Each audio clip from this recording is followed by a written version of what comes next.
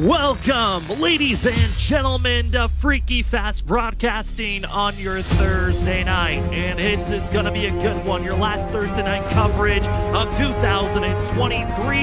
It's the third out of the Stars and Stripes Season 7 Championship as the drivers get prepared to rocking around this 2-mile course for the California 220 and the finale of Season 7. We crown a champion. 4 drivers have marched into tonight's race. The only goal is beat out the other competitors, be ahead of the others, and you find yourself with the Season 7 championship. 3 of the 4 have never even had a chance to hoist the trophy before. One of Scott Rickard did it all the way back in his rookie season of Season 2. Well, will we see a brand new champion, or could Scott Rickard crown himself in the history books of being the second multi-time champion in Stars and Stripes history? We'll find out here tonight. Again, welcome to Freaky Fast Broadcasting. My name is Sam Dyer. Joining me on tonight's journey is going to be Zach Hull. And Zach, what a season we've had. A lot of clean racing, but ultimately it's the 4 drivers that have been the most consistent this season here challenging for a championship. That's right, Sam. 4 drivers, 1 race, all with an equal chance to go out here and, grab that illustrious Stars and Stripes Racing Championship. So it's going to be fun to see who can get it done here tonight. But this track going to be very, very slick, wide, and everybody looking for the grip when it gets all down to it. But at the end of the day, you got to be mistake-free. You cannot let any of those lingering problems that carry over into these races go into tonight. You got to come here with a clean slate and focus on the prize in mind. Auto Club is the track, 2 miles in distance, and this course has in the past has had some caution-free races before. We've had plenty of them this season, and drivers, well, it comes down to strategy. Tonight's race is going to be longer than any other Auto Club race in the past. Reasoning why? They want to make sure we've got some pit stops, chances of mistakes, and also we could be seeing mistakes in the early going. As we head down to trackside, get ourselves prepared. It's qualifying for the Stars and Stripes. See where the drivers can start out here this evening. If you look at the past and the trend, Zach, pole position has not been the kindest. As every race at Auto Club, there's been 5 in the past of these 7 seasons. No pole sitter has won at this course, and you might have to win the championship as the drivers get rolling off. 5 minutes in total, 2 laps put down your fastest time. And here we go. Going to see Ross Tatum taking the roll off the exit and get prepared for lap number 1. We'll see what Ross can do here. If he wants to be a spoiler tonight, not able to make that championship 4, but always a strong contender out on track for sure. He'll have some competitive times to be thrown around. But as they head into qualifying, you talked about the pole position not being the greatest position to be into. We'll see if that trend can be broken tonight, because this Gen 4 Series car has been interesting when it comes to this Auto Club Speedway. This track itself, first of all, it does have the options of where you can run from the white line all the way against the safer barrier on the outside wall. So you have options all over the track. But where you see Ross Tatum located right here in 1 and 2 is where a lot of people have kind of found themselves, clinging onto. It looks like he did get into the wall there, so that might invalidate that lap for him as he slows down the back straightaway here. But that outside line can be very, very tricky to make passes happen. So sometimes that track position game becomes very important when the outside line becomes the best. We'll just see who can manipulate it the most. But I will say I've seen drivers that can make that bottom work just as good. So it's going to be who can work the lines the best here as we're watching the qualifying time with Diego Valle. Diego Valle, you look at our championship 4 drivers being June White, Joshua Robinson, Scott Rickard, and Diego. Diego has been the most consistent when you look at the starts and finishes to races, comes into the night based off of this, just the playoffs of the last 4 races so far, 2 poles. And if we look at the pole of the season, Diego's been quick there as well with 4 total, tied with the second most poles of any drivers this season. And the 68 having the A+ on the hood, hoping that he's going to have an A+ day for a championship.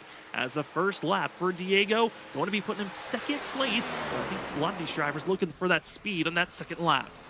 See if the speed can be gained on that 2nd lap. Sometimes this Gen 4 car does like those colder tires. It seems like Scott Rickard actually on his 2nd lap is going to find the pace. So it does seem like the pace is being found on the 2nd lap around. Scott Rickard definitely loving where he's sitting, but we'll see if Lowe or Valle can make their times faster. It looks like Grimm now going to pick up time on his 2nd time around also and go up to 2nd on the board as Valle going to be coming out of 4 here, Sam.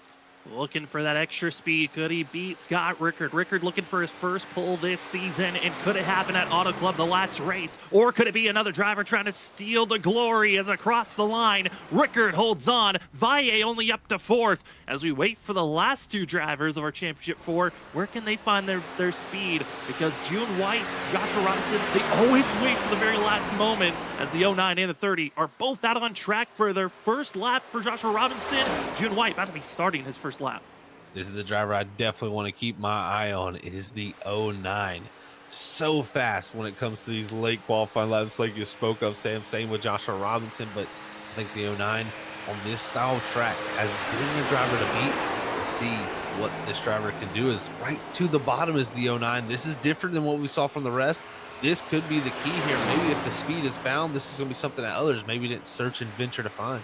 June White and Diego Valle talked to all four of the championship contenders and asked how did they prepare for this race? Did they put a lot of preparedness, knowing that this was their final chance to win a championship for some?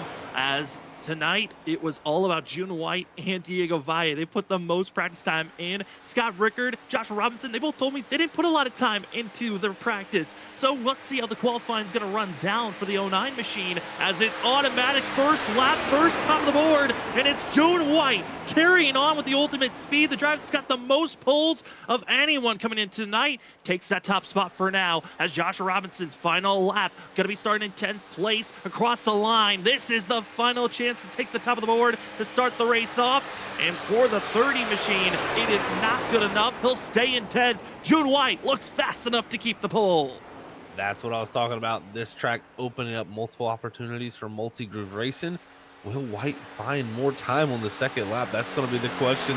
39.57 the first time around, 39.67, which still a good time. That would have put him about the 7th position if that would have been the time taken. But 09 June White on pole position here for the time being, and it looks like with the final few seconds clicking away, it's going to be the 09 out front. Last time these drivers raced back in season 6 here at Auto Club, it was June White based off of fuel strategy runs that got the 09 into victory lane. Well, it's raw speed that puts the 09 in the best spot to start out here this evening. Well, practice is done. Qualifying is done and dusted, and the drivers get prepared to grid up for tonight's race at Auto Club. 110 laps in total. No stage break, no fast repairs, and 4 sets of tires to work with in pit road if they deem that it's necessary. As we take a look at our qualifying results, where will the driver start out here tonight for the California 220? Well, it's June White taking the top of the board for the 09 machine. Scott Rickard going to be in second. That's where 2 of our 4 drivers will land, with Dylan Grimm in third. James Lowe, one of the hottest rookie drivers this season, going to be in fourth, with Diego Valle in fifth. Chris Worrell in sixth for the 6th machine. Thomas Ogle 7th. 8th is Trey Jackson. 9th is Nate Lentz and Joshua Robinson. Last of our 4 drivers, see them in blue, finishing out our top 10. Starting in 11th, it's going to be the 3 car of Christian Lawson. Starting alongside him in 12th is the 31 Orion Lynch. 13th is going to be last season's champion, the 54 Andrew Hess. 14th is going to be the 24 of Brian Lynch. 15th is going to go to Ross Tatum, with 16th being held by the 46 Zach Kreitz. 17th position going to be the 4th of the 4 car of Aaron Hale, with 18 machine of Brian Chu starting in 18th. And rounding out our 19 cars here in our field is the 33 of Brian Burchett. 19 drivers expected to start here tonight. We'll see once they start rolling off, as June White, Chris Worrell, and a few others still waiting to fully grid up into tonight's race. But Zach, Auto Club, 110 laps. That extra going to be miles these drivers got to deal with, the extra 20 miles in total.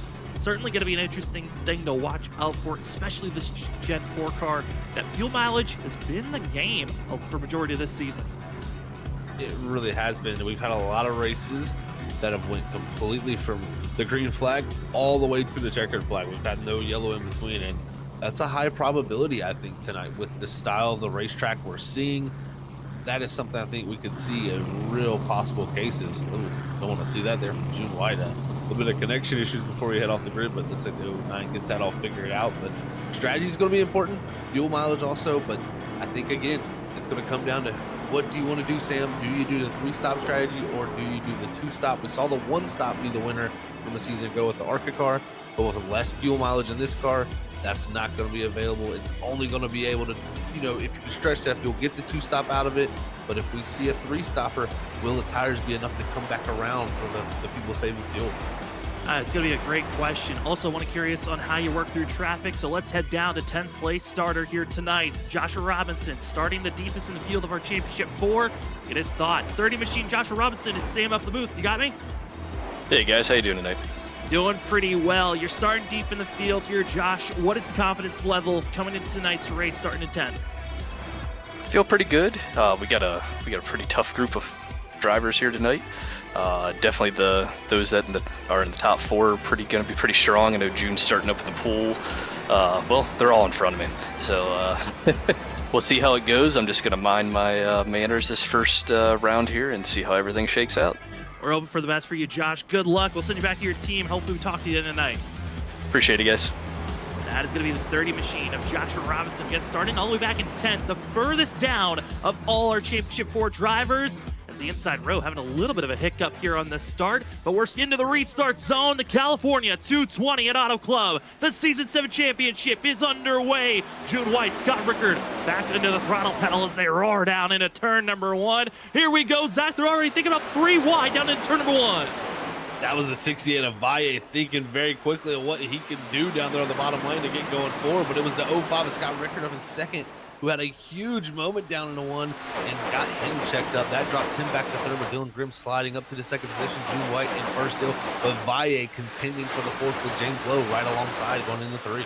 Drivers already trying to single file out, and this was kind of a talking point of coming into practice, watching some of the drivers in speed. Is there going to be a question of who automatically go into save mode? And first lap goes the June White. Second place about to be under fire of Dylan Grimm and Scott Rickard, but Zach, that is going to be the ultimate question. Do you take it easy or go into attack mode as Rickard being surrounded and now putting it 3 wide for the lead as the 05 as Dylan Grimm takes it wide for himself, but it's going to be the challenge of how do you beat the teammates of June White, Dylan Grimm, Diego Valle, Robinson. That of Grimm Roberts Racing is a tough team to beat, but the 05's up to the challenge.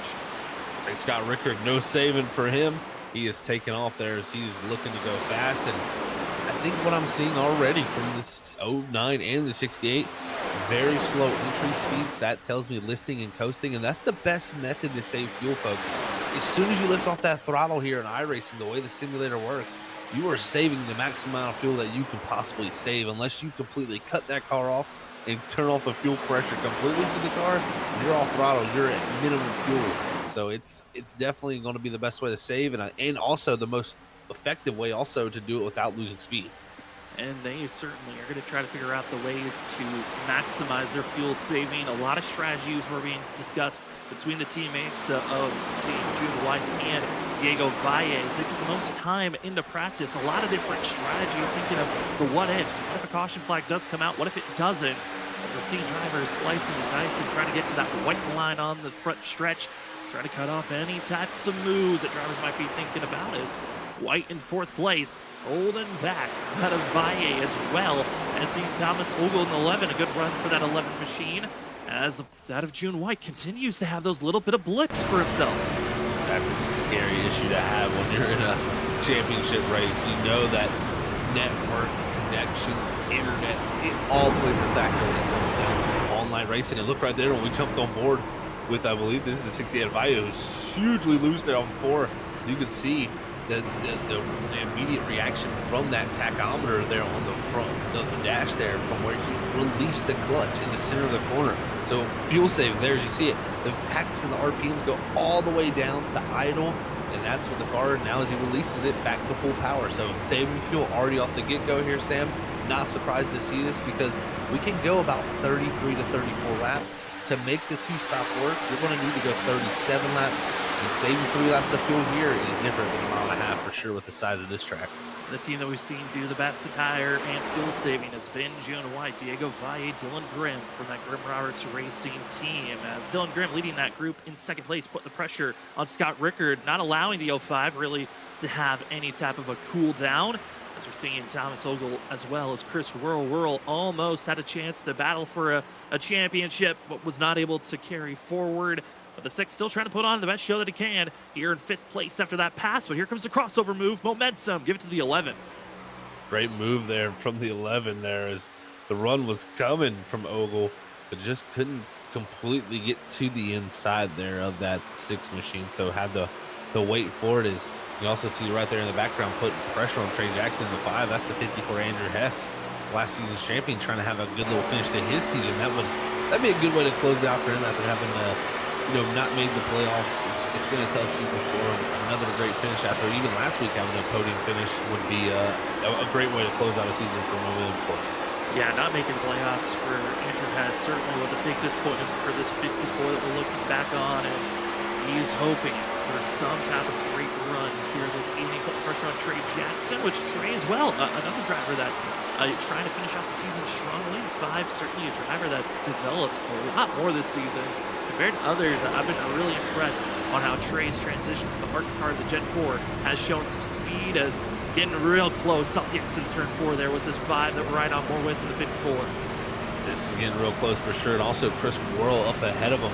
He's going past the 09 and June White, who's getting swarmed by these drivers who the 09 trying to save the fuel along with the teammate of 68 of Diego Valle. Those two elected to save the fuel here as Scott Rickard right now about a second and a half out in front of the 09 June White now, who's slid back the field. Zach, the 09 of June White, we saw it on Wednesday nights. Another controller driver, Shane Tarian, when the cars got extremely loose and with conditions like this, it seemed like the controller drivers really struggled.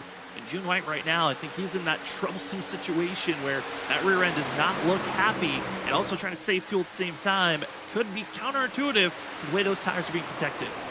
It can get very, very difficult, especially I'd imagine on a controller. I know I have experience on that, so I can't allude to that too much, but I can only imagine. I mean, you have a thumbstick. I would think it's harder, in my opinion. So that's why I applaud June White personally for the performances that the 09 puts on, because it's something that you don't see. And like you said, also with Shane Tarian there on Wednesday nights, it does seem like when it does get looser, it's a little bit more tough, and it would make sense to me. So we'll see if that condition plagues the 09.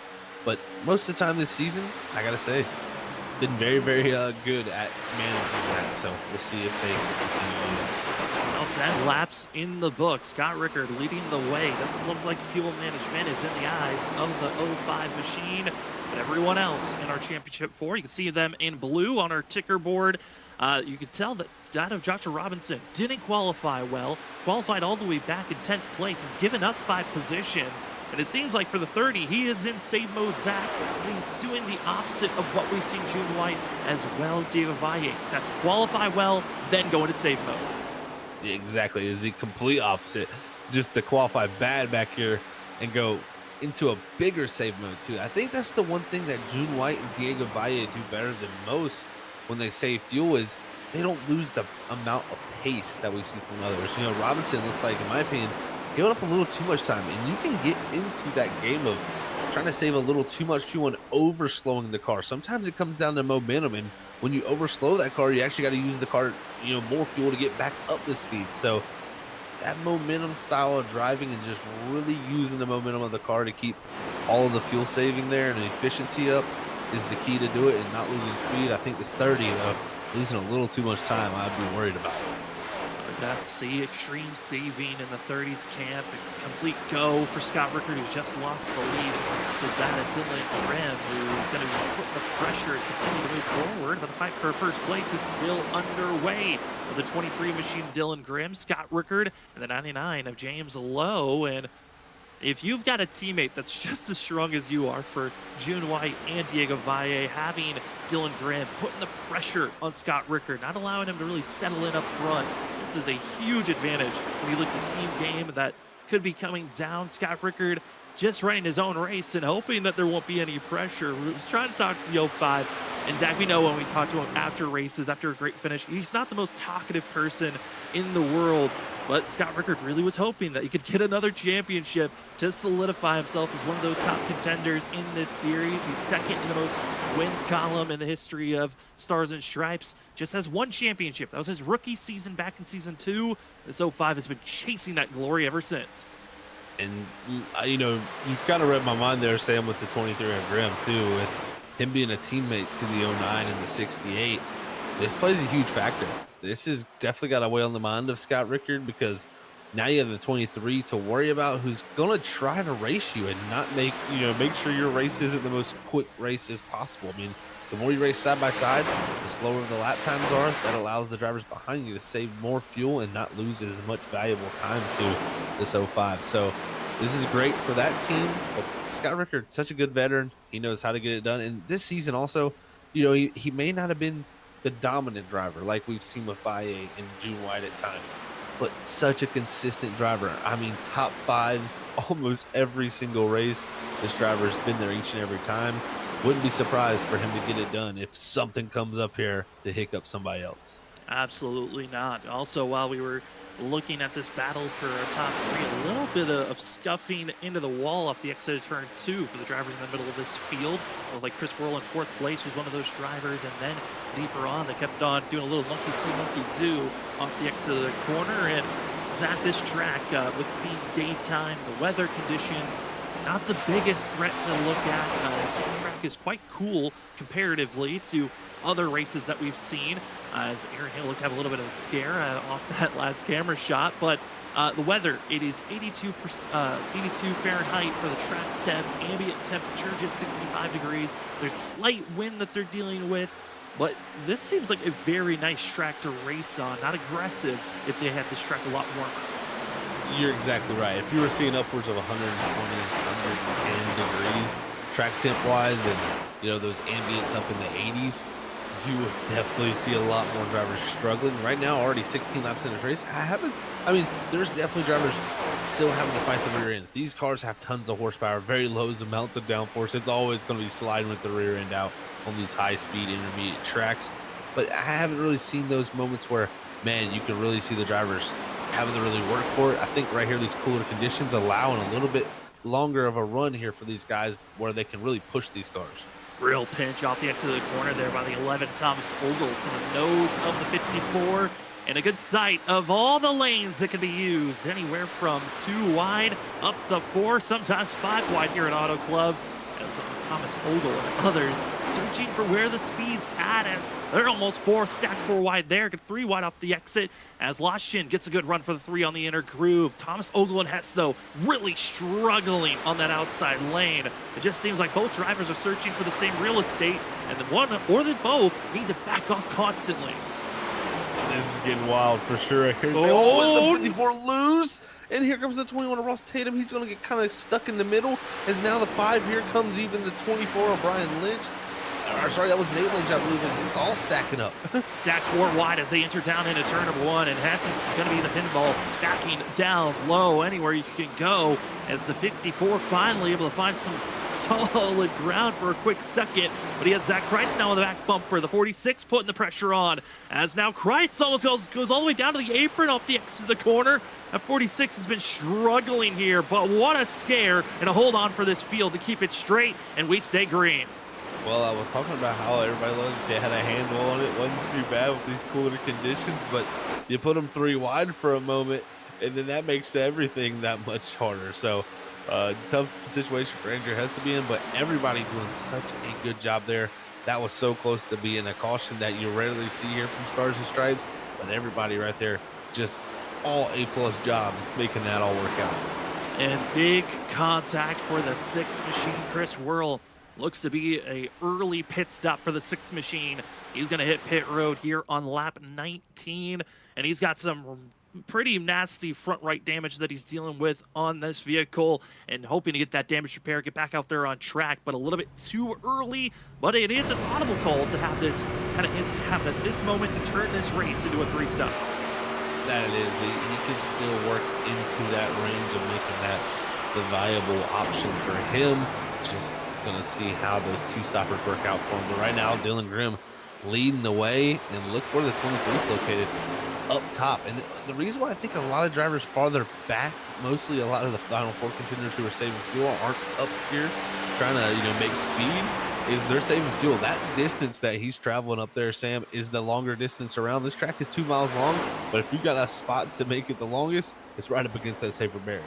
Yeah, I mean, if you're going to fly, might as well use all the track. If you're trying to save, make it the shortest distance, and the 23 is flying at this current time. still one of the fastest drivers out there on track. There's a few others in the middle of the field that were saving their tires for this run, trying to kind of take back some of that gap.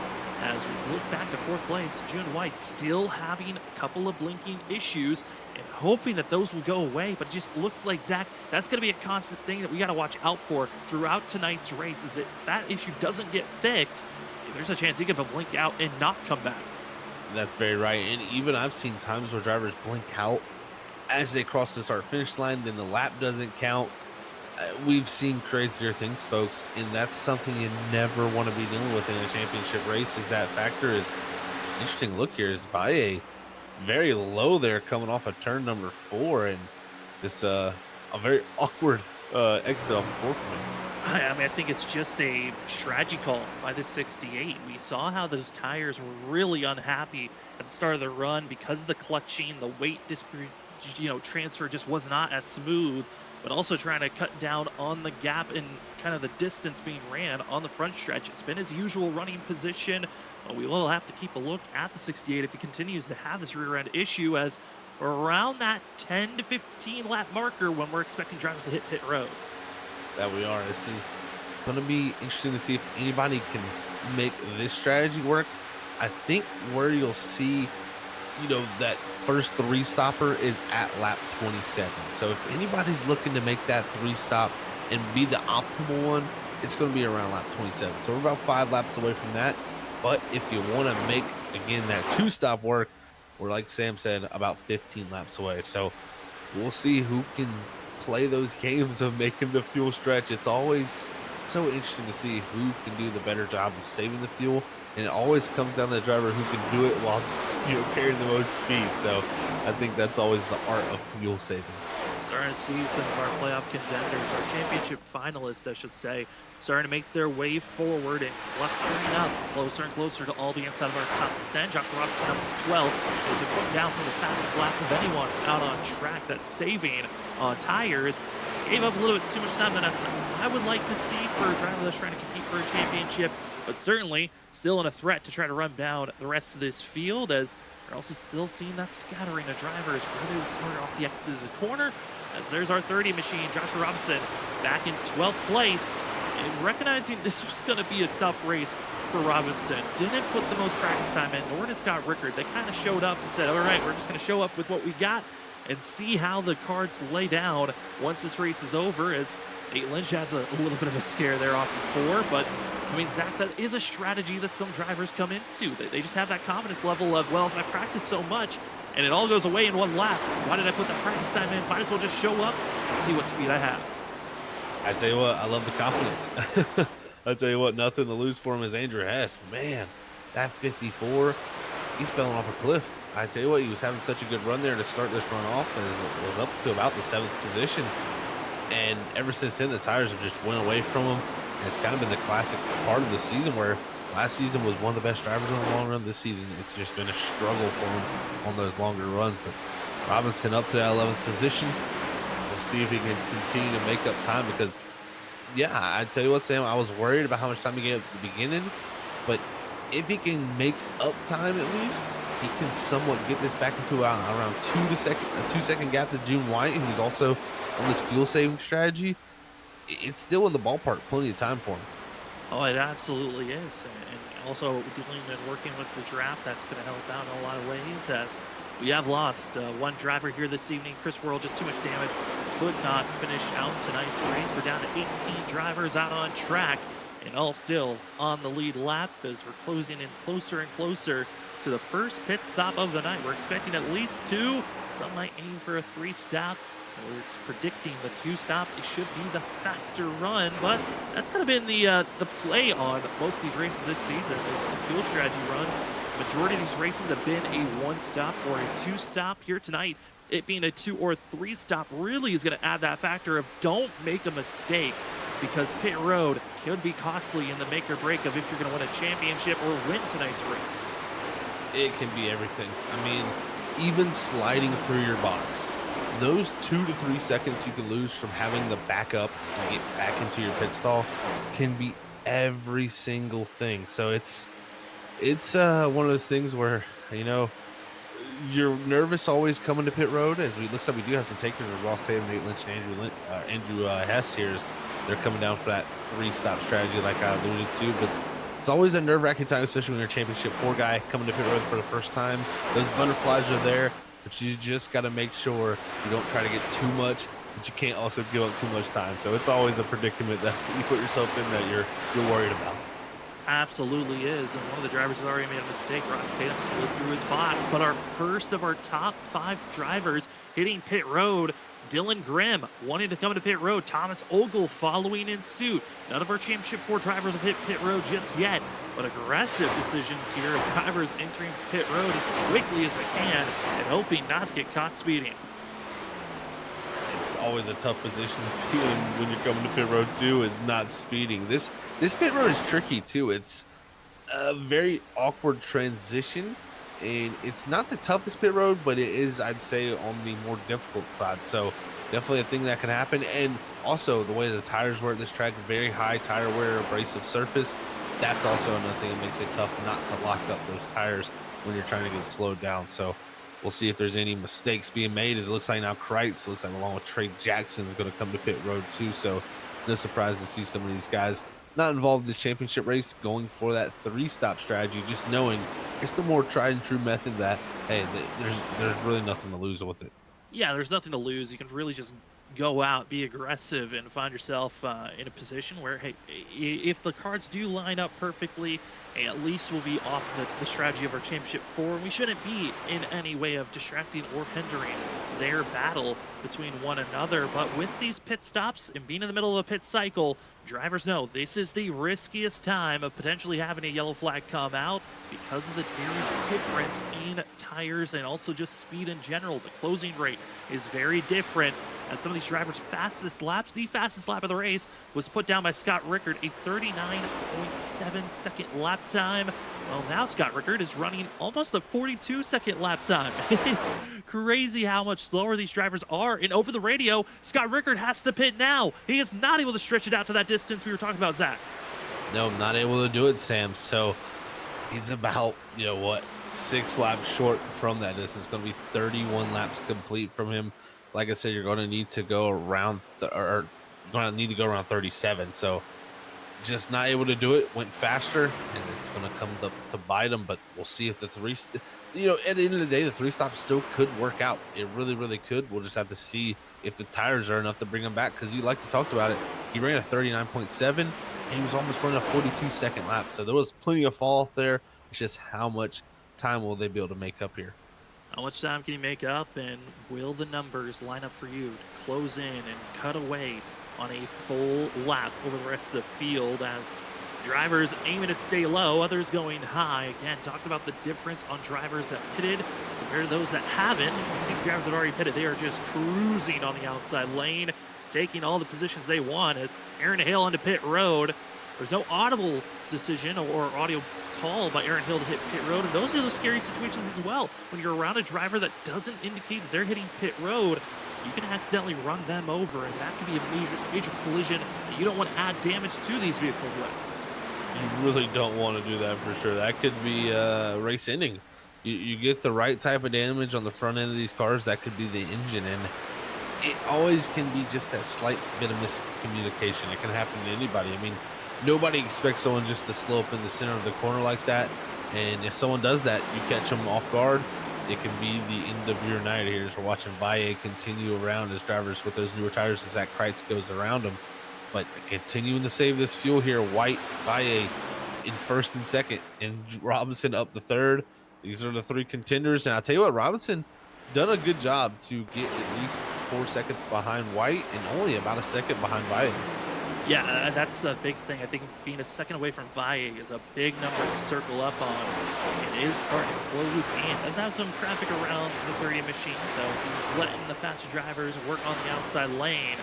But if Joshua Robinson closing the gap even more with an aggressive pit entry on Diego Valle, this could be a major gain for the 30 that really was already starting off on the back foot and continued to give up a lot of time throughout the pit stops, as our 3 of the 4 championship contenders continue to stay out from Scott Rickard, already pitted.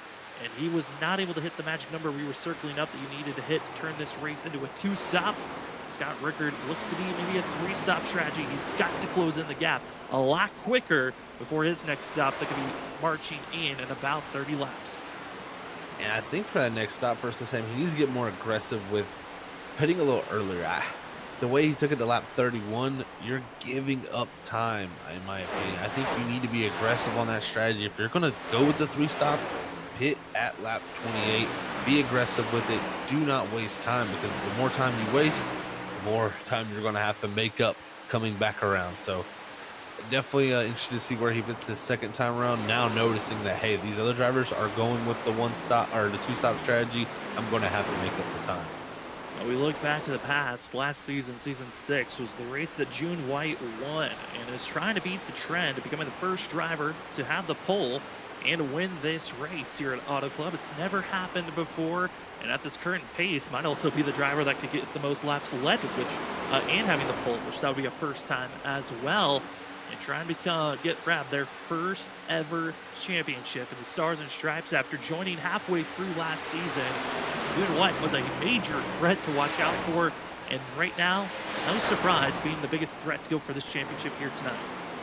Really not at all, for sure. It's been no doubt in all of our minds, I think, when this 09, when you hear fuel mileage and just this style of track, I think the 09 has just had these momentum intermediate style tracks right in the back pocket, just always available to go out there and get wins and play any strategy card they want. So we'll see what June can do, but right now looking very, very strong. Is coming right here to complete lap 37. Like I said, you need to go 37 at least twice here.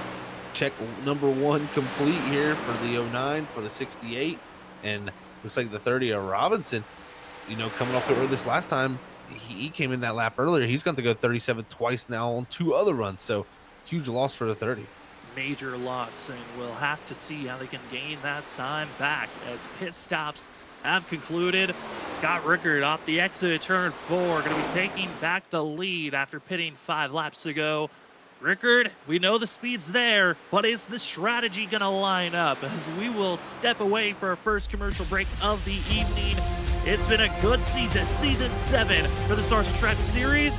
Tonight's going to be the Auto Club 225 championship race. Who will grab the championship? As we will figure that out when we come back from this quick commercial break. We'll be back in just a few moments.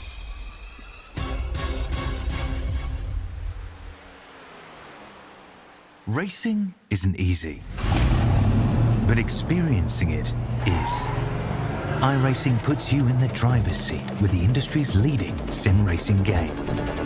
Drive on laser scan replicas of the greatest racing circuits from around the world. Go head-to-head against other drivers chosen by skill-based matchmaking to ensure competitive racing at every level. Compete across all your favorite series. In officially licensed cars, engineered to deliver the most accurate driving experience possible.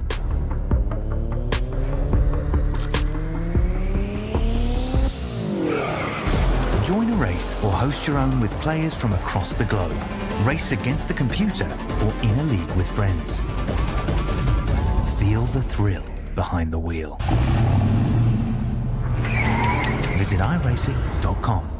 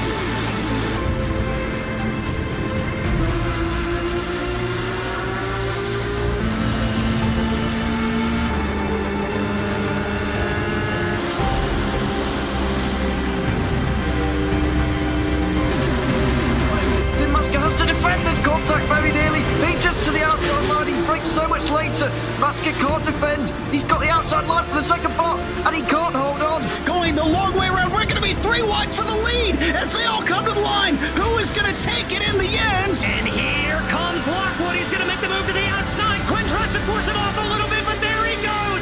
It's going to be side by side through turn 1. Will he be able to cover him off? He does. Weaving back to the left-hand side. Reynolds is trying everything. The kitchen sink is being thrown at it. They're leaning on each other. Coming into turn number 3. It's going to be a drag race through 3 and 4. Coming back to the line. Here comes Frisch on the bottom. Bouchard's going to hold the inside. Tries to be the late breaker here. They're going to be side by side through the final chicane. They bang doors, but keep it clean. As they're still 4 wide on the run down into the back straightaway. Demerit's looking for a line as well. What is going on in Michigan? Novak into the fence. They're still beating and banging. Oh my and to the line. He is much faster coming through there. Is there damage on Challenger? Abramitis is ahead. There's going to be a race to the line. Who is going to get it?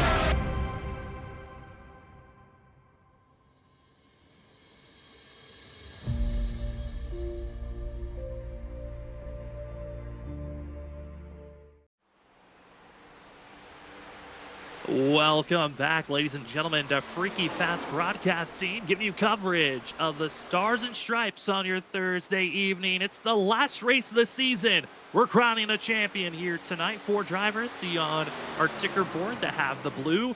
Those are your 4. Scott Rickard, who has to make an audible call to go to a 3-stop strategy compared to our other 3 drivers that are all the way deeper in the field, the June White, Diego Valle, and Joshua Robinson. They're aiming for a 2-stop as we've been clean and green so far. We've had a couple of scares. We've lost 1 driver, Chris Worrell, but so far the drivers are looking to be aiming for Scott Rickard. How do you catch up to that 05, or did the different strategy call already make it to where Scott Rickard needs to caution now to get back into the fight? Thanks so much for joining with us here at Freaky Fast Broadcasting. My name is Sam Dyer. With me is Zach Hall. And Zach, this is kind of similar to what we were expecting. Similar race to last season, where it's looking like this race could turn into a caution-free race.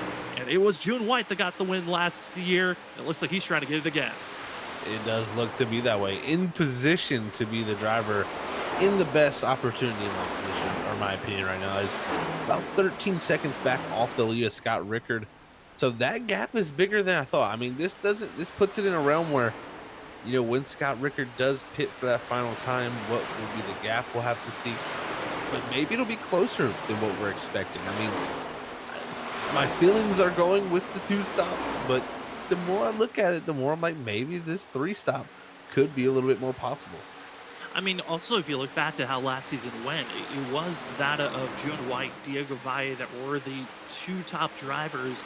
But they even said under their interview that they felt like, you know, the multiple stops, that extra stop, actually, if everyone was pushing as aggressively as they could, was the faster route to go. And you kind of brought up before we went to that commercial break, Scott Rickard, he has to be a lot more aggressive for that 05. If he's going to turn this 3-stop into a winning strategy, he cannot wait until the very last moment to pit for fuel. He's got to be aggressive to utilize those tires to gain and build up this gap and maybe cut down a full pit stop. I really think that's got to be the way it's got to go. He cannot dilly-dally. He's really got to think about, all right, this is where I'm set. This is where these drivers are set.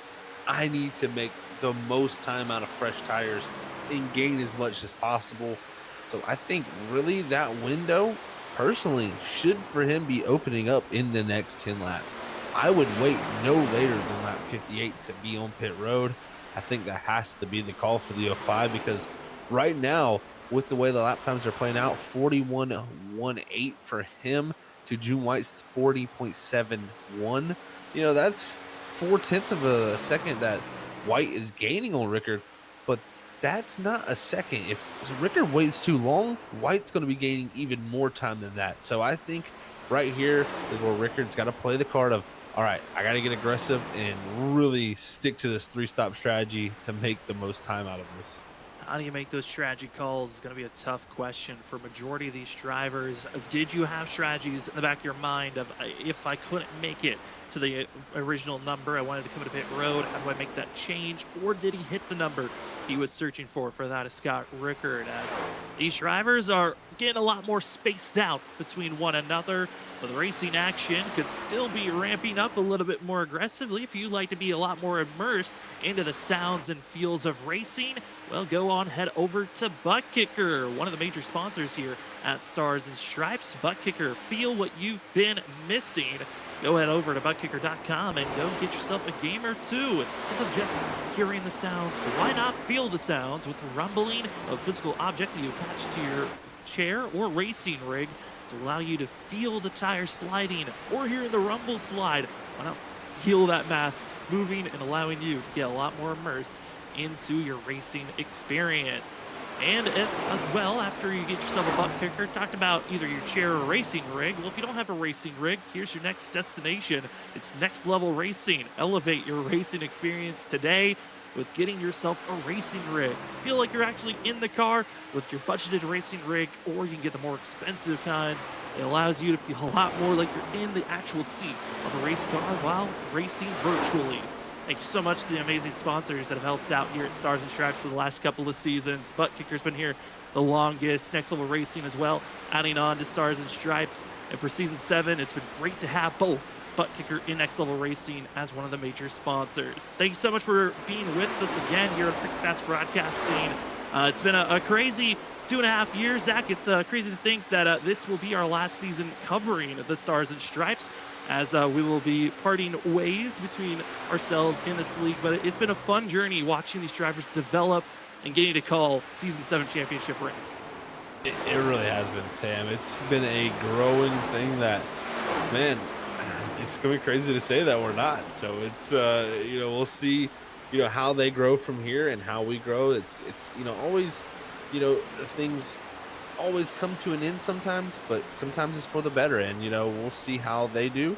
We'll see how everything works out here. But it's always been a pleasure to be here calling the races at Stars and Stripes for sure. And seeing what these guys can produce, because I think it's one of the more, different leagues out there with the way they really go about their racing. It's very straight up, very green flag, and a lot of drivers just racing, with their competition in mind, not a lot of drama that goes along the lines with it. Very clean racing. So it's definitely, for a lot of drivers, exactly what they're looking for. So not surprised to see the group that they've formed that they've had through these years.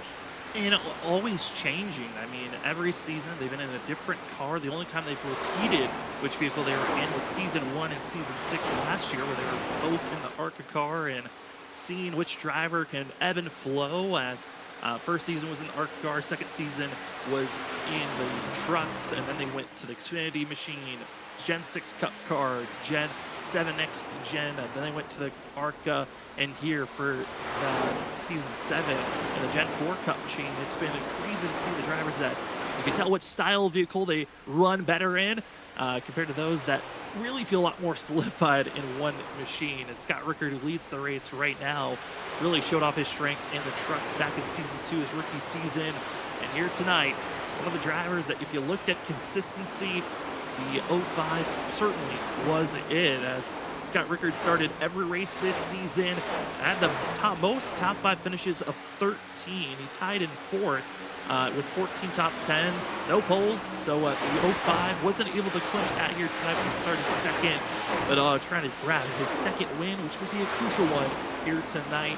If he can win at Auto Club, take that championship for Scott Rickard, but certainly a driver that we have seen since season 3 to now continues to show why he is the second most winningest driver in the history books, and always looking for a win each and every season. And talk about development of drivers, Andrew Hess didn't really get to see his development a lot, because when he showed up, he found himself in the victory lane for the 54. But Trey Jackson, one of those drivers that we've watched develop throughout these seasons, really has seen a lot of development from that 5 camp, and through a lot of drivers. I mean, it's been really fun to watch. Really, the changes, I think, from car to car. That is one thing I think that's caught me more often than anything, is stylistically. I mean, you look at someone like Andrew Hess. I mean, did not make the playoffs this season. you would not have bet on that after watching last season. And that's because they change it up here every season. You got to be on top of your game. You got to be able to adapt. And sometimes some cars just don't fit certain people. That's just the fact of racing. You know, certain cars take different styles. And I think that's what makes iRacing so authentic also, is that all these different drivers, you know, you can take a driver like Andrew Hess, who was so dominant in the ARCA car just one season ago. Just really, it seemed like each and every week was the guy to beat on those long runs. Put him in a car that has completely different specifications to it and struggling. And I think that's one of the things that really shows up even in common day racing, and it carries over here even to iRacing. Sometimes you see those trends carry over from car to car. Other times it doesn't. At least Gen 4 car this season has broken so many trends and continues to do so each and every race. As see Thomas Ogle, one of the drivers we thought maybe was going to be a championship threat last season, not able to capture that crown, running in fifth position with Christian Loschen and the 3 machine. But Zach, we're starting to see drivers hitting pit road. Interesting on the early pit stops. We knew drivers that were going for the 3 stop were going to have to make some pit stops aggressively.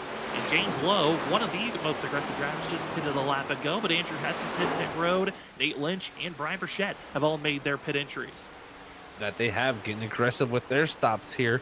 So let's see if the 05 elects to do the same. So I can confirm Scott Rickard continuing on another lap here. So he's going to complete 57. I said I would wait till 50. I would wait no longer than 58. Well, Sam, we'll get to see if Scott Rickard is thinking in the same line of thoughts as me, because I just don't think he can give up much more time right now. About 8.5 seconds. We were 1 point talking about 13 seconds. Now it's down to 8.5. Each and every lap he waits, it's 3 to 4 tenths each and every time. So he's got to make this decision quickly. Yeah, and by the time that June White initially 20 laps ago came off of pit road and was at full song, the gap was up to almost 16.5 seconds between June White and Scott Rickard. And now it's one of those things where if you're this 05, the longer you stay out, the smaller of a chance to kind of rebound after staying out as long as you did on that first stop goes away. And it looks like for the 05, continues to stay out, and it's Dylan Grimm who actually makes the pit stop this go around. Same for Thomas Ogle. We're seeing everyone but our championship 4 hit pit road. And we are. It looks like Scott Rickard feeling like taking it longer here. I mean, he went 31 laps the first run. If he continues to do that, it's going to take him to 62. And again, I feel like you need to be on pit road sooner if you're electing to do this style strategy, but he may feel some different way. Sometimes inside the cockpit, you just get a certain feeling behind things and you stick to it. But I think this time, if this exit off of 4, as I can't confirm, Scott Rickard on the pit road, folks. Stays out a lap later than maybe we thought he should have, but instead hits pit road. Doesn't want to give up any more time than he's done so far. The rest of the field, though, for Loschen, as well as Diego Valle and others, they're aiming for their final stop of the night. And can they hit that marker? Because they still have to go another 16 laps. Zach, that's a lot of time that you're giving up to this 05 to regain. Exactly, Sam. That's why I think you got to be aggressive with these stops. You know, the sooner you get out there, the more time you're on fresher tires to gain on these drivers ahead of you. I mean, yes, they're going to be coming out soon on their final set of tires, you know, but at the same time, you're not going to be far from your pit stop at that point. So you got to really make up the time while you got the tires available to you. Right now, these drivers on 3 stops need to get aggressive with it, because the drivers on the 2 stoppers, they are looking strong. Well, if you are just joining us, welcome to Freaky Fast Broadcasting. It's the championship race for Season 7 of the Stars and Stripes, and drivers are in the true mixiness. You've got drivers aiming for a 2-stop, some aiming for a 3-stop, and those that are aiming for a 3-stop strategy, a lot of them are just making their second pit stop of the day, and that's where we're seeing this major swing of tire wear difference and closing rates. Some drivers are running about a full second faster than others around them, and this is the critical zone where drivers have to be careful. Don't run into one another, and that 09 machine stuck in the middle. That's a driver that's leading this race. June White is being surrounded and really hounded at this moment, and luckily makes it through that very precarious position he was just in. Very nerve-wracking position to be in when you're the leader and a championship 4 contender right in the middle of new tires coming around you. But you just got to hold your position on the track, and June White was able to do that. It looks like a connection issue still kind of lingering around. Luckily, it cleared up there. Didn't continue as he heads down the back straightaway. But looking at the gaps here, Sam, Scott Rickard about 31 seconds back, folks. So that tells you what about the gap might be when we get that final pit stop of the race for Scott Rickard. It's going to be somewhere in the range of about 28 to 26 seconds. I just don't see that gap being really made up, Sam. So going to be a tough position for these guys on the 3-stop now, just looking at time-wise for me. Yeah, time-wise, it's going to be difficult, but that last go-around was a second, about a little bit over a second and a half faster with Scott Rickard compared to our leader. So each lap, he is closing in that gap more and more. And our leader of June White, as well as Diego Valle, Joshua Robinson, they're not expected to hit pit road for another 10 to 11 laps. So that's going to be a lot of time ran down. And Scott Rickard might be around 10 to 11 seconds off of this front group by the time that we see June White and Valle hit pit road. And also a big thing for Scott Rickard that he could take a positive for is if he doesn't even catch them, there's a late yellow. This 05 could still be in a fighting distance if a caution flag comes out, because he could still find himself and a chance to attack, go into attack mode with how close everyone is and being on the lead lap.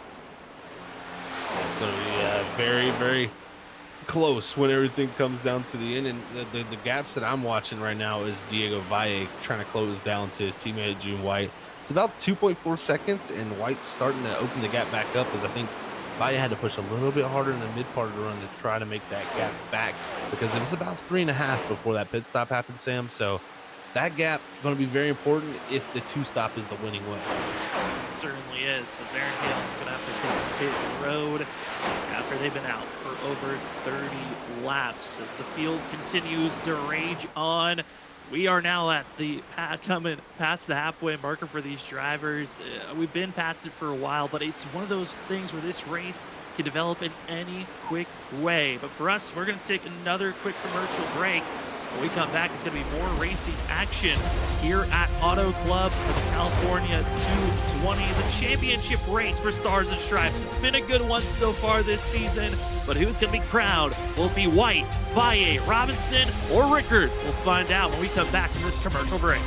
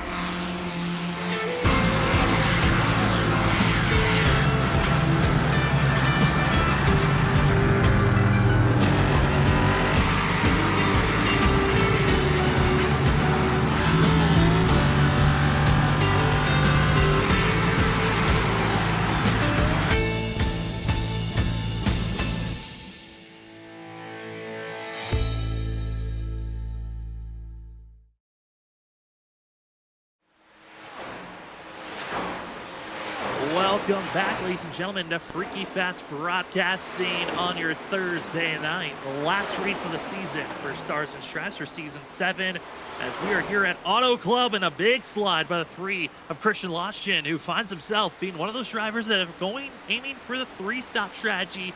Got some fresh rubber, and those tires are not happy for the 3. Well, you're starting to see the cream rise to the top as our championship 4 drivers are all inside of the top 5, but different strategy calls are being aimed for. Currently, our top 3 of June White, Diego Valle, Joshua Robinson are aiming for a 2-stop strategy, as Scott Rickard, back in 5th, is aiming for a 3-stop strategy. Tons of different plans. When do you want to pit? When do you don't? And our top 3 are around that of 2 to 4 laps from when they need to make their next pit stop, which could be their last pit stop of the night. And all those strategy calls, well, it's been myself, Sam Dyer, and Zach Hall helping me out on the side on trying to figure out the math for this, Zach. And it's so close for our top 2, but they're in a much better situation than the 30 of Joshua Robinson. Oh, much better for sure. Just especially with the gap. I mean, it's 7 seconds now. That's a lot of time to be made up. And also, you got to think about this. The 09 and the 68, they went 37 laps on the first run of this race. You need to go 37 another time. That allows them then to go 36 for the final run of the race, which would put them in a much easier saving fuel position, where Robinson is going to have to save more on both runs. So it's a position to be in for him. We'll just see how he's going to make it out of the situation. He's lost a ton of time on that last lap right there.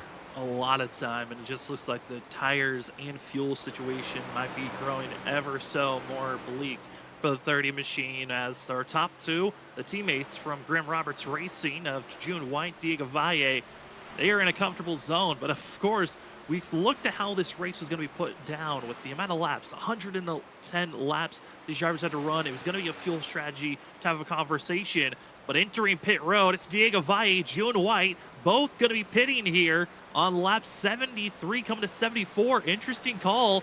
And Joshua Robinson following in suit, top 3, all hitting pit road. Very interesting, Sam, because this time that means these drivers here went 36, and Robinson now on even plane, but lost a ton of time, of course, to him. But now all of them were going to have to go 37 laps on this final run of this race. 110, laps to the end. That is still a good, decent bit for these guys to go, Sam. And another thing of note is these drivers, they were able to go 37 for both of June White, Diego Valle, but they had the draft help. They were in the pack for that first stint before everyone split up on their different strategy calls. As the 05 of Scott Rickard trying to make the pass here on James Lowe, Rickard has made the transition and change to the 3-stop strategy earlier than everyone else. Was not the right call to go early, recognizing, hey, maybe those other guys can't make it on fuel, or they're going to be very close on fumes coming off the exit 4. It very well possibly could play out that way. And the gap was down to about 15 seconds almost for this 05 to that leader of the 09 of June White. So the gap was closing with this 05. And the big thing I'm looking at for him is when he comes around here, he's on complete lap 75. He's got 11 laps till I see when he's probably going to be on pit road. So it's going to be about a 12 to 13 lap tire difference when all this comes out around. Will that be enough for the 05 to make up the time? We're going to have to find out. It's going to be close on how they're going to run down this situation. Scott Rickard, certainly a driver that has proven that top 5 finishes is in the blood of this 05 machine. Again, this season of the whole, he's gotten himself 13 top 5s, ranked first of all drivers, but he's only gotten 1 win. I think that's the biggest surprise for Scott Rickard. He's hoping for more, and here tonight it might have to be a win to take the championship. But we look at the other drivers that he's competing with, of June White and Diego Valle. Those 2 drivers have had the best average finish of our playoff run. The last 4 races, I was calculating the average start and finishes for the drivers, as well as what those top 5s and top 4s have been. For Diego and White, they all have finished in the top 10 of all 4 races. And they've also finished in the top 5 3 of those 4 races, with Valle winning 2 of our last 4 races, and White winning just 1. Both have been incredibly quick, but if you looked at the stats, it was Valle that looked like the favorite to win this championship. But June White was nipping right on those heels, and they're looking very good. Yes, right currently they're back in 13th and 14th, but they're both also on a different strategy compared to the 05 that still needs to make his final pit stop. That he does, and it's about a 5-second gap there between White and Valle. That growed during that pit stop sequence once again. So June White just excellent through the pit sequence, really doing everything possible here to put themselves in the best position possible to win this championship personally. I mean, it's going to take a lot for Valle to make up that gap here in this final run. I think more or less Scott Rickard is our last hope, because if not, June White has got these things sealed up, folks, unless personally there's a yellow flag, and which in racing you never know. But in the trends, in the history books, we usually do not get a yellow flag in this situation here at Stars and Stripes. Yeah, the trends have not been in the sights of, well, we're going to have a caution for sure come out, because the last handful of races, we have only had 3 cautions in total, and they were back at Talladega and Rockingham. Talladega had 2 cautions, Rockingham had 1. The last 3 races, we've had 0 cautions come out. It has been a wild trend of seeing how these drivers have been able to keep it green. There's been a total of 6 races this season that have gone caution-free, and tonight, hoping to be race number 7 this season to do so. It would probably most likely be added to it. In this track, when I came in here tonight, feeling as a driver, I say, what do I feel like tonight's going to play out? Well, I felt like this was going to be the case. This track, so wide. I mean, look at all the lanes of racing that you could do on it. That'll really allow us to spread out along with this car, not only in that in 10 turns to green flag racing, and that's what we're getting here. So we'll see again how the strategies work out, because I think that's, personally, this is the perfect way for it to play out perfectly, because this season it's been all about these strategies of how many stops versus how many stops. So why not decide the championship on? Yeah, I mean, it's a perfect racetrack to show, hey, who's got the strategy, who can save fuel, and place themselves in a position to go for a championship type of a run. And perfection was called for and needed, and Dylan Grimm is not feeling that perfection, as the 23 was just grinding up against that outside wall through 3 and 4. The 23 in 3rd place, old tires, and currently in a strugglesome spot, as he's going to have to try to continue on. Again, one of those drivers that's aiming for the 3-stop strategy. So pit road about to open up here in the next about 3 to 4 laps. A couple of drivers have already made their final stops of the night, being Nate Lynch, James Lowe, as well as Josh Robinson went with a quick stop for himself. But Robinson, I don't see him being a factor. He pitted with June White and also Diego Valle. He's aiming for that 2-stop strategy. But I feel like for Robinson, he needs a caution if he's going to get into this fight. Just gave up too much ground based off of qualifying alone, let alone when we finally got to race pace. Completely agree, Sam. He's going to need some type of yellow flag to get back into this. The amount of time that's been lost, he's personally going to need some type of help from June White and Diego Valle to have a mistake or something on pit road. And that's really what it comes down to. Is it looks like we have some pit stops happening with Ogle and Andrew Hess coming down, and no surprise to see this. This is right about in that window of when I thought some of these drivers for these 3 stops were going to be electing to come down here to get their final stop made. And you got drivers that already made their stops, putting the pressure on our leader, Scott Rickard, as Rickard stays high. Let's Lowe and Ryan Lynch kind of race it out. This 05 wants them to get by quickly. Contact on Ryan Lynch. There's the caution. And we got some drama late here at Auto Club, as Ryan Lynch giving us some sparks in front of James Lowe. This changes everything, because right here, more than anything, we had some drivers hitting pit road there as the caution count, so they're going to get a free pit stop here possibly. And then not only that, but June White and Diego Valle back in 6th and 8th. They're going to lose track position in all this scheme to this 05 of Scott Rickard. And this puts everything spun on its head, as the field, some were thinking about strategy calls because it wasn't even going to work out. June White felt like he was going to be on a parade lap to win this race. Instead, he's going to be in the heart of the field and have to march his way forward. This championship race went from predictable to unpredictable in an instant, and you saw it there on screen. The contact to James Lowe into Ryan Lynch. I mean, Zach, it was such a quick moment of trying to gas it up. They were trying to get by the leader, but just simple contact. And for Scott Rickard, he's got to be praising the fact that he's still running and not caught up in that mess.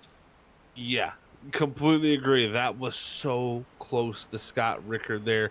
Narrowly avoided disaster. And man, this changes everything. This opens up the door. This opens up opportunities. Now we're going to have a straight up race to the end. No fuel saving going to be here now. This is all going to be about all out, just straight up to the end of this race. And we're going to have some non-playoff contenders right in the mix also. Well, it talked about it, strategy calls, what we're going to do in practice. And June White told me, hey, we had to predict as a team from Grim Roberts Racing of how do we predict if a caution flag comes out, our strategy has to change. Are we able to adapt? They felt like they had some plans on how to be aggressive here and adapt if this type of situation happened.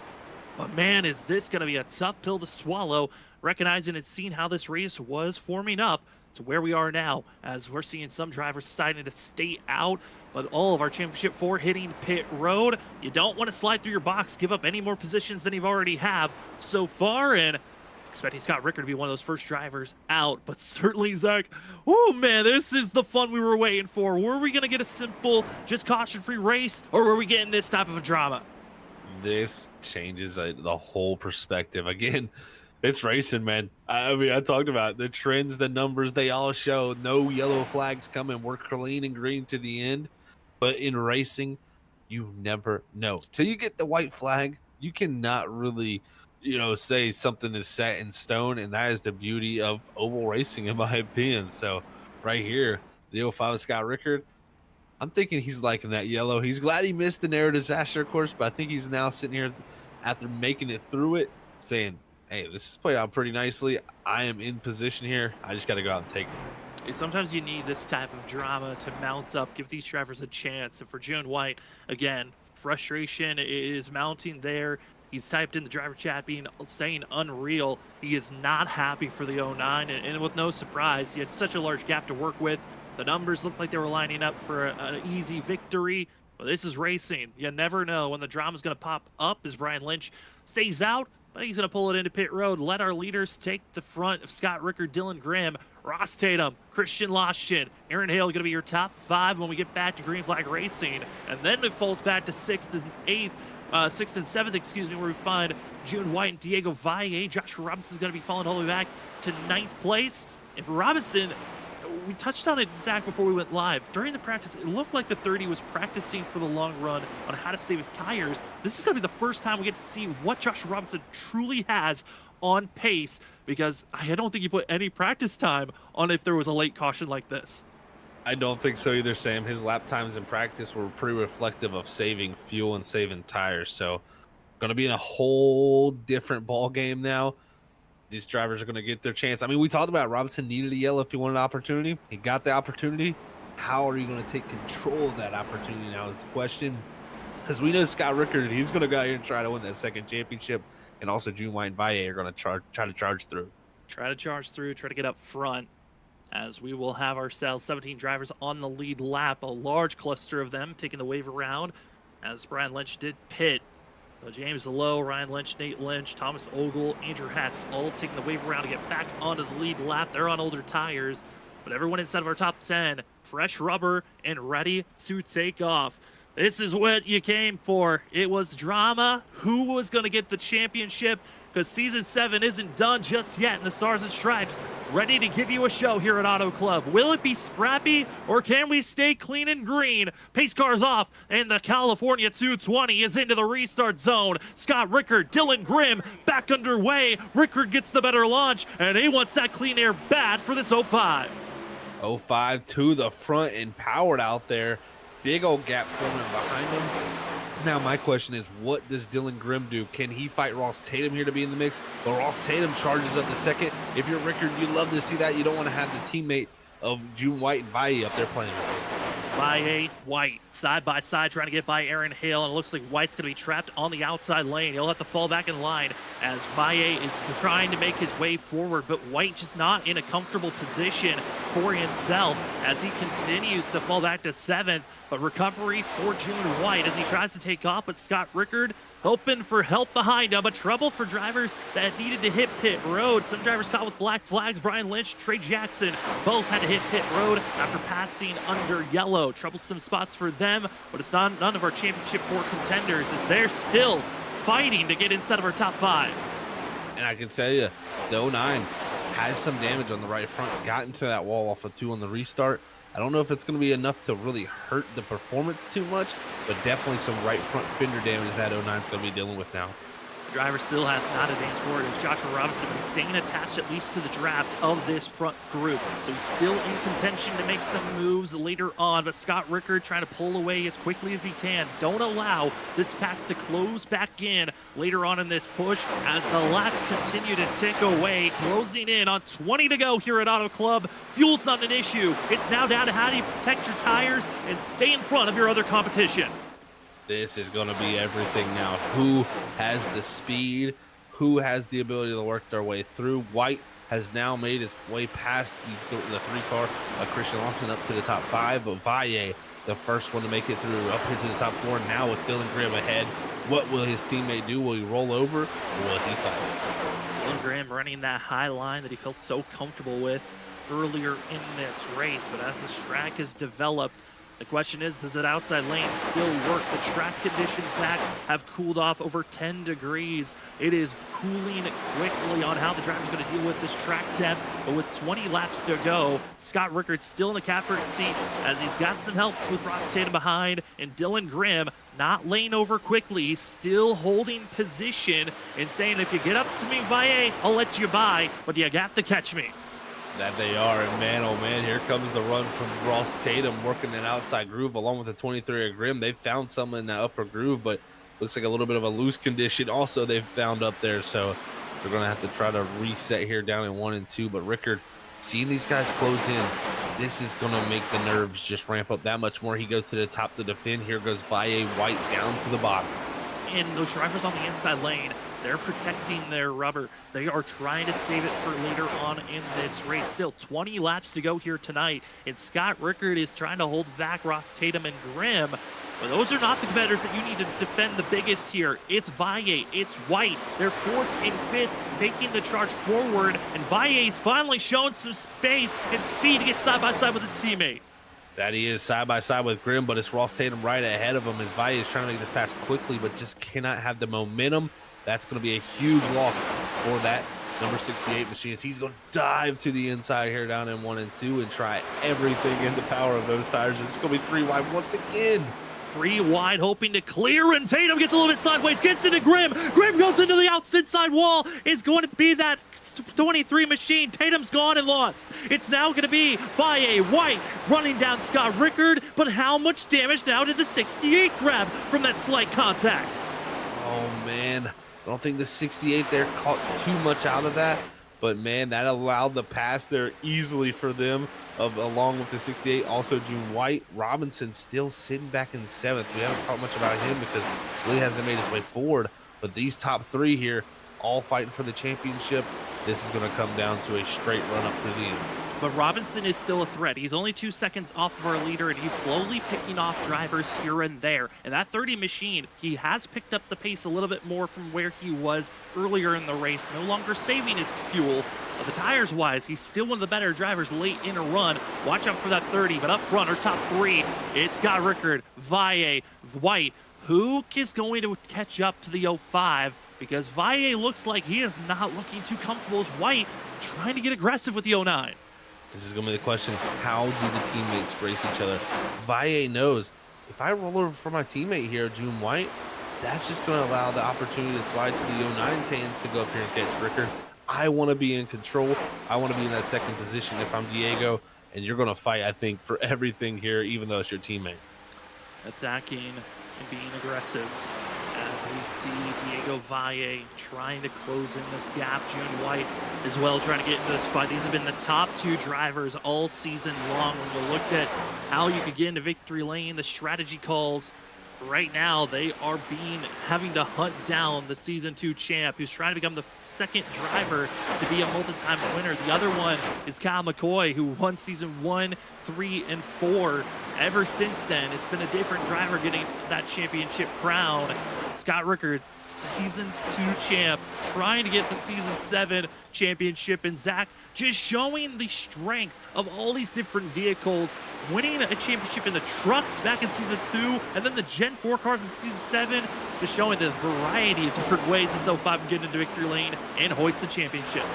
Not only that, Sam, but I think showing also his longevity. I mean, look at this. From Season 2 to Season 7, he's been fighting for championships and wins.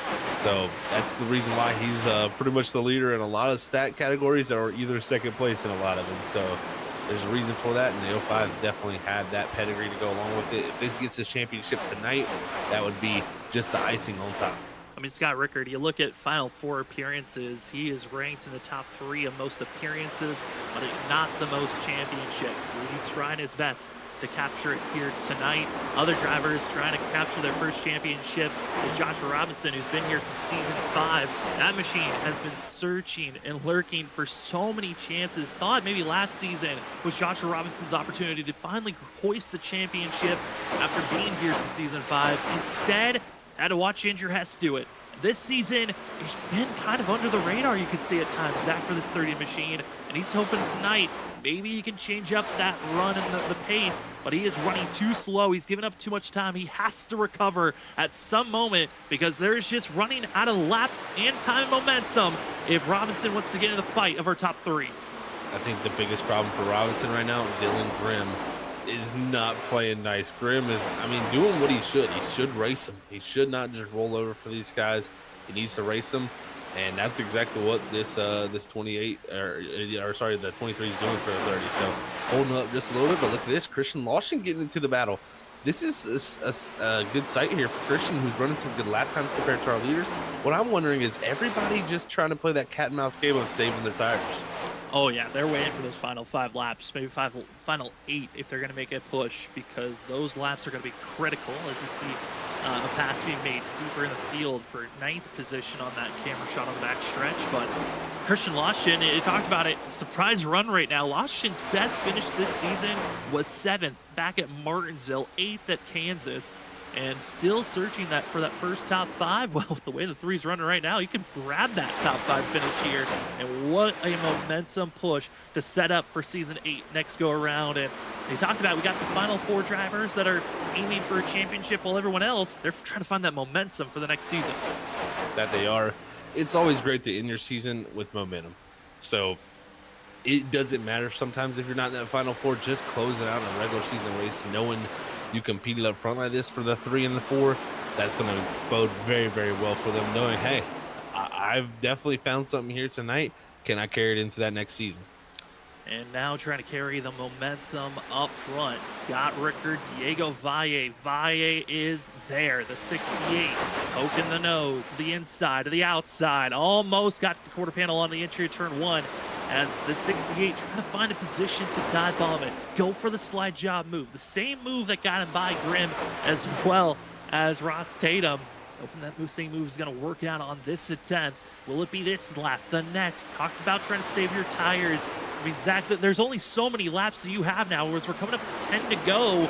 Your opportunities are dwindling if you don't make the pass here quickly enough and force Scott Rickard to make a mistake. 10 laps to go, like you said, Sam, for a championship. All of our top 3 contenders here have an opportunity, and if something happens between these 3, don't count out Robinson. He's about 2 seconds back, but look at this, 2 to the top side, the 68 decides to go, and Rickard immediately covering it off, but here comes White on the bottom. It's the chess match. You try to predict where the driver behind you is going to go for Scott Rickard, and he predicted properly that go around, but just a little bit of dirty air. It's not the biggest factor in the world with the Gen 4 cars, but any little bit of assistance is massive. Running on that second seam is the 05 as Gaye drives it all the way down to the white line. So many different lanes. This track's so wide, but you have to choose the right lane if you're going to set up for a pass. And Valle, he looks to be looking for another run on the outer groove, but he throws it down low as Rickard defends the outside lane. Here we go. Can Valle clear? That's going to be the key opportunity. If he clears, he's going to immediately slide up, but he cannot clear the 05 with a huge run down the back straightaway. And this is what he needs to do. He's got to defend here, Sam, with everything he's got. Going to be coming to 8 to go next time, and it's all here still.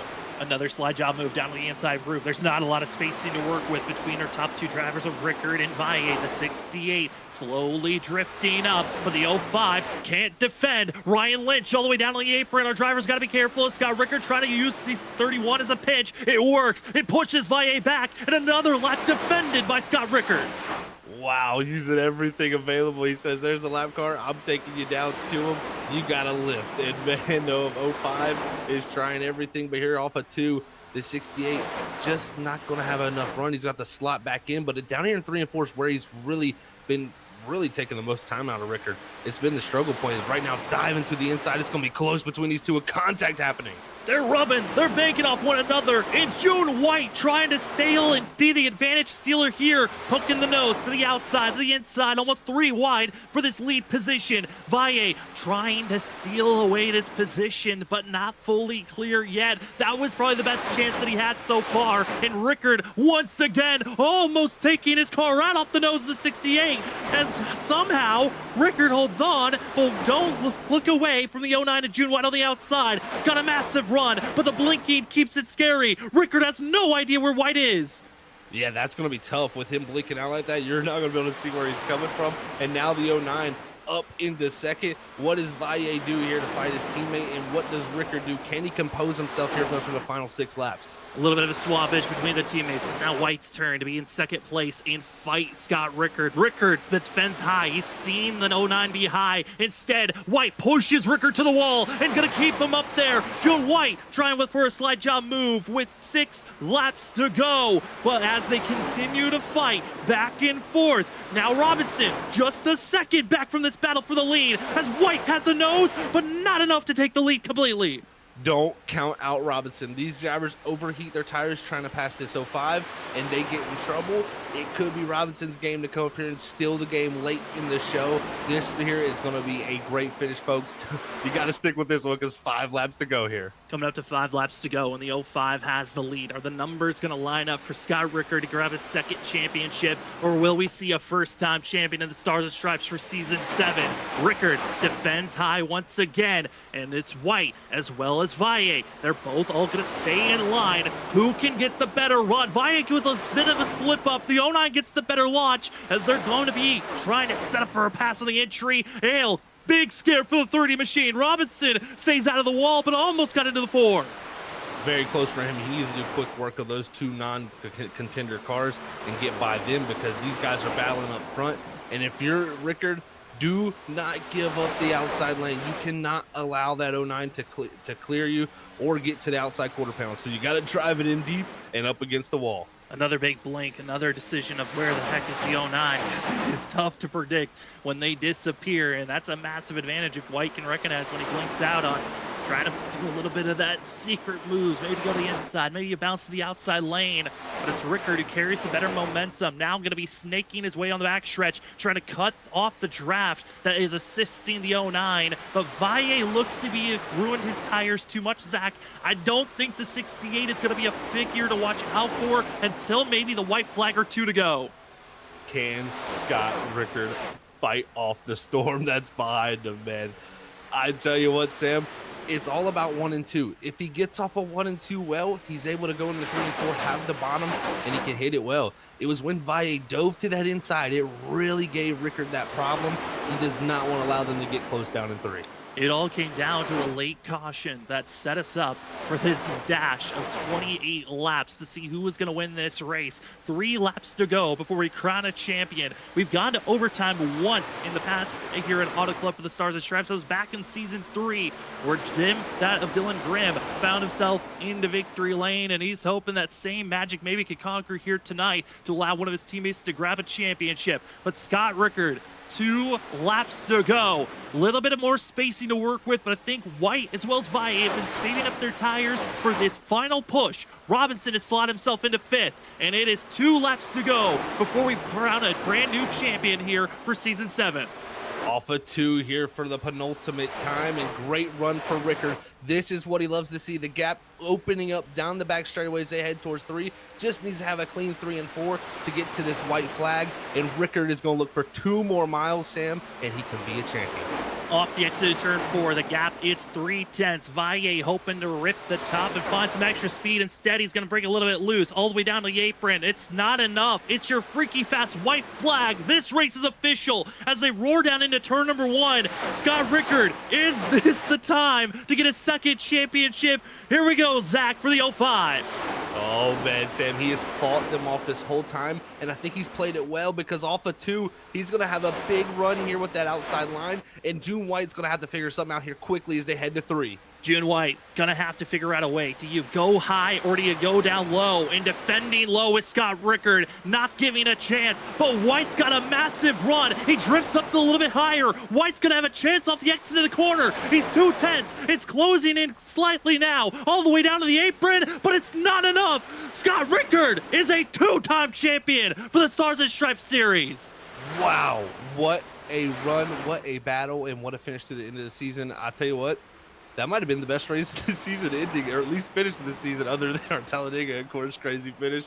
But man, what a finish there, Sam. 05 and Scott Rickard just fought for everything. Scott Rickard, he had to go with an audible call and a late caution, put him in the catbird seat to just stay up front and defend every single fighter. He had to hold off Ross Tatum. He had to defend Dylan Grimm, then Diego Valle, and finally June White. In those final 28 laps, he showed, he fought. He might have came into this race, if you looked at the playoffs, with the worst stats of them all. But it didn't matter. One race, one opportunity, and Scott Rickard took that glory for himself as the 05 gets to burn it down. We will step away, enjoy the smoke show as we will talk to our top 3, get their thoughts on this championship, and celebrate with Scott Rickard. We'll be back right after this.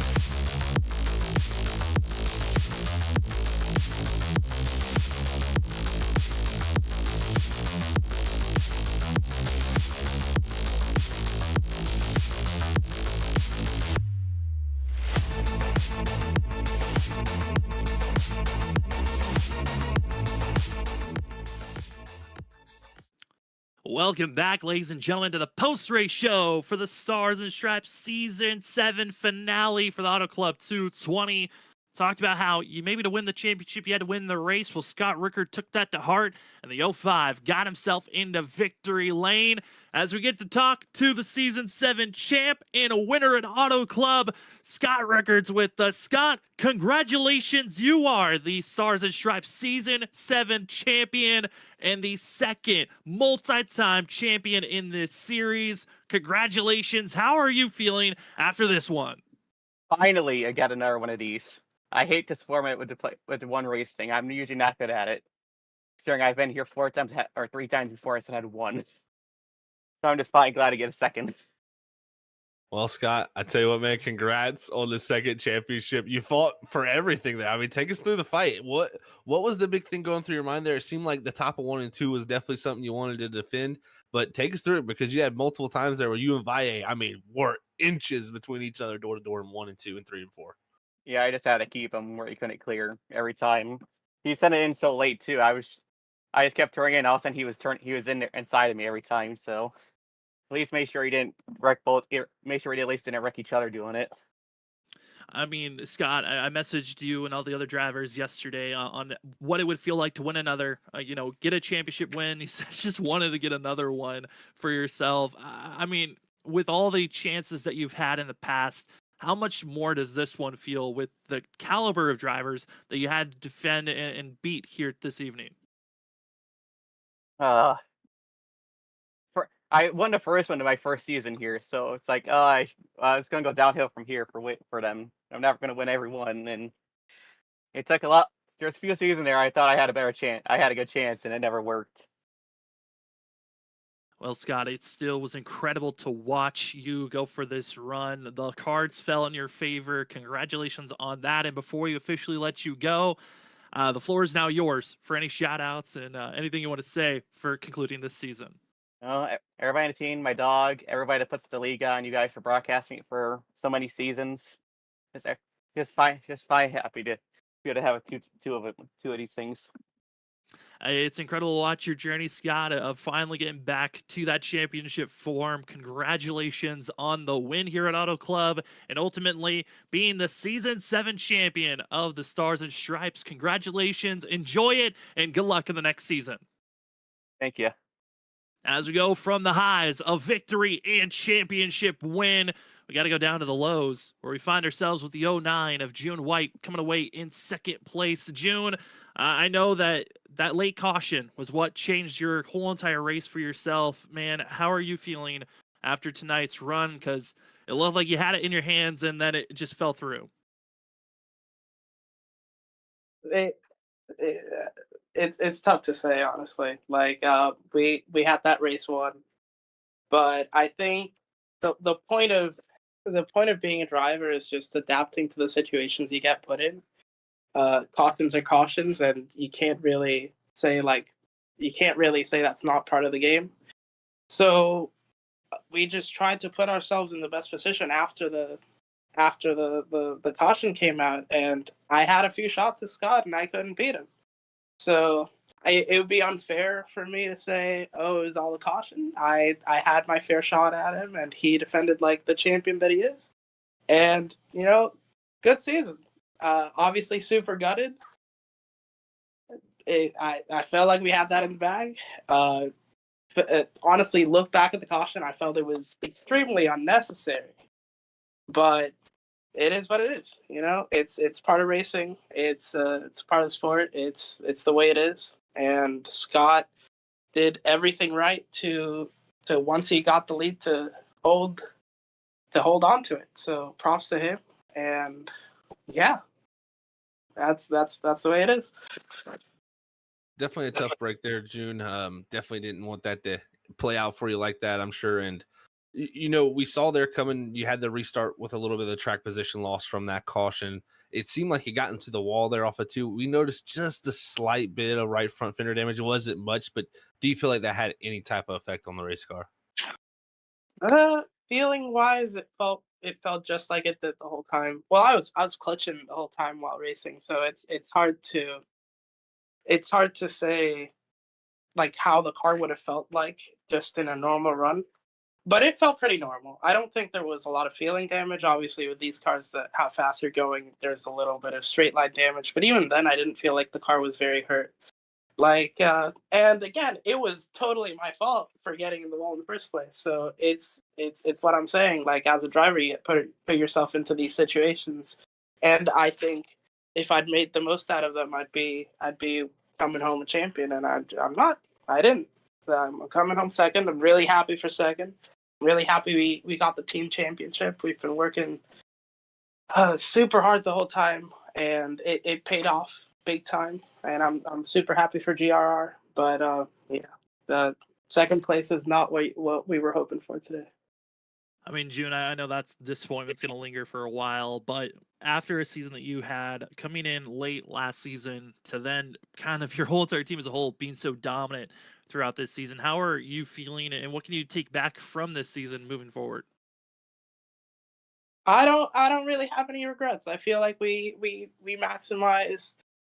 One thing I would regret, I would say, is that we like Dylan was super fast at the end of the season, but maybe because of the way the playoff points, the bonus points worked, it was super hard for him to make the final four without him winning a race in the round of 8, and he got super close twice. I think he was the fastest on the 3 stop at Kansas, and he got second at New Hampshire.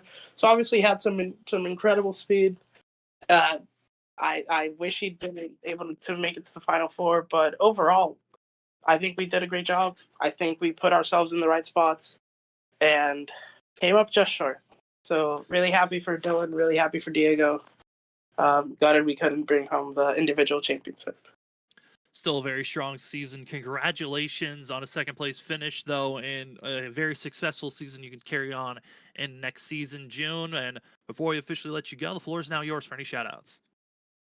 Yeah, just wanted to shout out all the fans watching at home. I know that wasn't the ending we were hoping for, but it's been a blast just being a part of this league, being this amazing league. The fact that we had one caution was an outlier. We plan out the race strategy basically assuming there'll be no cautions, and usually works out. Yeah, that just really happy for the fans. Really happy to have you guys in the broadcast booth, always bringing in some amazing energy. I don't know. There's a lot I'm thankful for, but right now I'm not. It's just rough. I would imagine it is, June, but still a successful season and cannot wait to see how you're going to take this momentum into next season. Good luck and congratulations on second place. Thank you, Sam. Well, that will be the 09 of June White coming away in second place. We will now head down to third, where we have Diego Valle with us in the 68 machine. Diego came into this race with the stats on your side of most wins, second most top fives, but ultimately was only able to get third. What else did you need there? Because it looked like you were so close, but just need a little bit more. Track position. That's all I needed. If I had a little bit more track position, I think I could have gotten to Scott's inside or gotten to Scott better with better tires. And I don't know. I had my shot on him. He defended pretty well. That's that. Well, Diego, I tell you, it still was a valiant effort, my friend, and really a really good season for you that you can take, going into the next one for yourself. But we saw you and June both saving the fuel, clutching the cars all throughout the full race.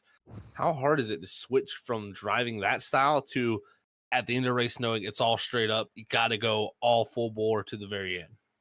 Pretty dang difficult. There's a lot of nerves when the caution drops, and we weren't really expecting a caution. I think Jim might have said that, but I mean, whenever there's a wrench thrown into the race strategy, you got to adapt, and I feel like he did pretty well given the circumstances, just not good enough.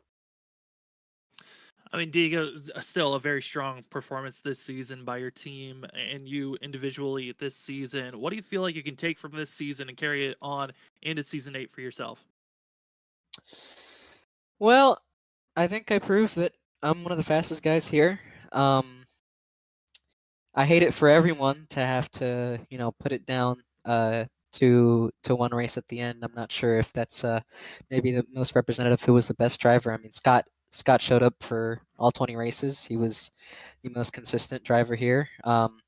He did deserve the championship, but I don't know. I feel like I can take that pace to next season and maybe go out and compete for another one.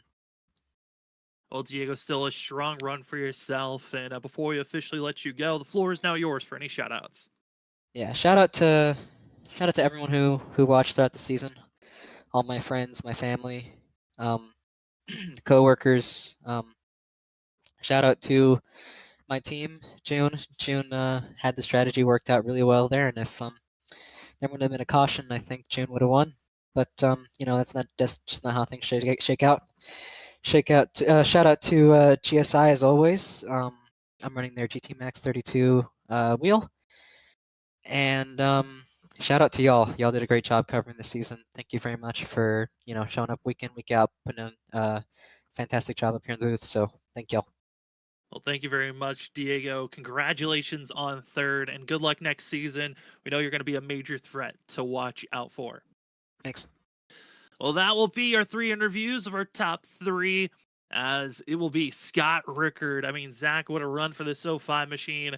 Comes away with the championship, and what a showing there late of having to defend over 5-6 drivers there in those final 20 to 25 laps. It was nerve-wracking, Sam. Myself as a driver, I know how these races are. Been in multiple of these championship races in that position that Scott has been in, and I can tell you that my foot was jumping. I was biting my fingernails, so I was definitely feeling the nerves up here in the booth for Scott and for June, for Diego. I mean, those drivers all had so much on the line there in that close of a racing moment, and just an excellent job by them to all keep it straight and clean all the way to the checkered flag. It was incredible to watch those battles as well as coming together into tonight's finish with Scott Rickard grabbing the Season 7 championship. As we take a look at our unofficial results here tonight, 19 drivers took the green, and it was Scott Rickard that found himself in the victory lane, hoisting both the race win and the championship victory. June White going to come away in second, Diego Valle third. Christian Loschen grabbing their very first top 5 finish of the season with a fabulous run here late for the 3 machine. Aaron Hale, like always, showing up late in these races. Maybe didn't qualify well, but was there at the end. Joshua Robinson, just the speed, the qualifying, it just wasn't there here this evening for a championship berth, but still a solid finish in 6th. 7th goes Dylan Grimm. 8th is Brian Chu, a great finish for the 18 machine. Thomas Ogle in 9th, and that of Andrew Hess comes away in 10th position for last season's champion. As we look at the rest of the results, I think, Zach, the big thing is going to be questioned is James Lowe and Ryan Lynch. That one wrecking caution changed everything about this race. The butterfly effect, as they say, the ripple it can cause. I mean, it would have been interesting to see how the strategy would have played out, but we definitely feel like June White was in that prime position to win the race.